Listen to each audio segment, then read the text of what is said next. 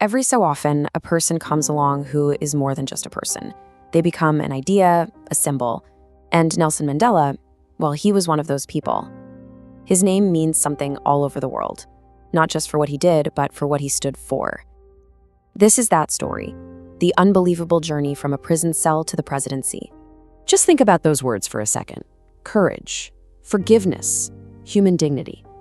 That right there, that sums up a life that was about so much more than just politics.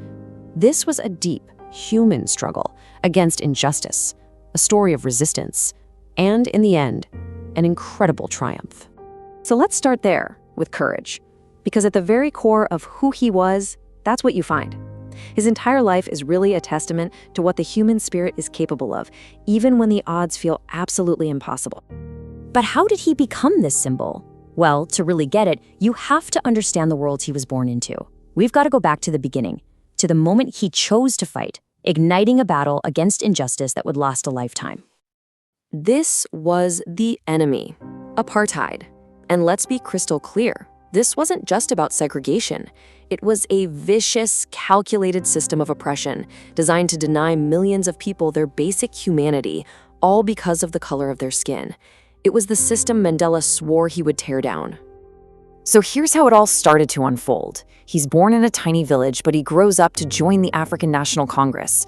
At first, the fight was with words, with ideas. But as the government got more and more brutal, well, the resistance had to change too. And that path led him right to this moment in 1962, his arrest. Imagine this. You're in a courtroom. Your very life is on the line. They could sentence you to death. And these are the words you choose to speak. This wasn't just a nice speech. This was a promise. He was saying, loud and clear, that there are some things worth dying for. And that conviction, well, it led him straight into the darkest and most defining chapter of his life. We're now entering those long years in prison. The furnace, really, that would test him and ultimately forge the leader the entire world would come to know. 27. Just let that number sink in for a moment. 27 years. Nearly 3 decades, locked away, doing hard labor, cut off from the world. A man stolen from his family and from the cause he was fighting for. You see, the whole point of putting him in prison was to silence him, right? To make the world forget he ever existed. But what they actually did was the exact opposite. They turned him into a global icon of hope. The hardship didn't crush his spirit, it made his resolve harder than steel. And this brings us to what is, honestly, the most unbelievable part of this entire story. Because when he finally got out, it wasn't the end. Oh no, it was a brand new beginning. And the choice he made next would decide the fate of his entire country. Just look at how fast everything changed. In 1990, after years of pressure from around the world, he walks out of that prison a free man. And just 4 years later, he's leading the country as its president. The definitive end of apartheid and the birth of a new South Africa. So he had a choice, right? After decades of pain and suffering, everyone expected him to want revenge. I mean, who could blame him? He could have gone down that path of fear and hate, but he didn't. Instead, he chose reconciliation. He chose to build something new, a rainbow nation, from the ashes of all that division. 1994. This wasn't just a year. It was the victory. It was the moment when, for the very first time, every single South African, no matter their race, could walk into a booth and cast a vote.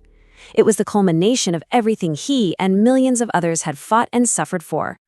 But his story doesn't end when he leaves the president's office. Not even close. His commitment was for life, and his legacy, well, that goes far beyond South Africa's borders. It's something that touched the whole world. Once he stepped down from power, he didn't just retire. He kept going. He threw himself into the fight against poverty, against disease, and he never ever stopped being a powerful voice for human rights everywhere. The man's work was truly never done. And this, right here, this might be the most important lesson he left for all of us. His life showed us what real courage is. It's not about being fearless. It's about being terrified and doing the right thing anyway because it's bigger than you are.